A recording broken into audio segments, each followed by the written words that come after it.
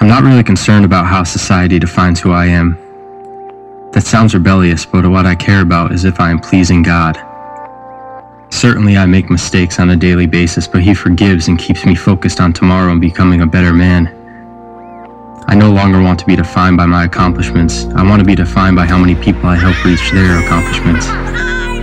My heart has been led to Hartford and finding out what the community needs.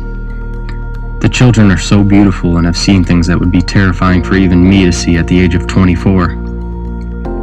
I try to love them and hug them, and when they smile, it reminds me of how necessary it is to reach out. I recently started a ministry that serves breakfast every Saturday to about 500 people that otherwise might not be eating anything. These people all have a story, and I try to listen the best I can to help them get their life back on track.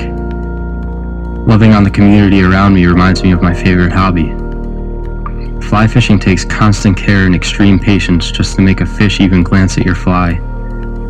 You need to choose the right fly and cast perfectly to make it look appealing to an elusive trout. Cast after cast, fly after fly, and bam! A trout finally strikes, and there is nothing more rewarding. Just like the pursuit of a trout, the people in Hartford take patience. Week after week, you tell them they have a purpose. And one day you receive a text from a guy who was once experiencing homelessness who says, "Hey Matt, I'm getting off my drugs and I got a job." Yeah, it's just like catching a trout. You cannot give up. If you don't truly believe they can change, how can you convince them to believe themselves? If it takes 100 times twirling the cutest little girl on the planet around to make her happy, then that's what I'm supposed to do.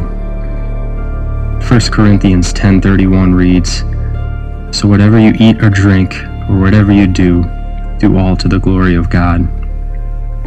This world is not an easy place at all, so each step I take, I try to make sure I am glorifying God, for He is the one who will ultimately define who I am.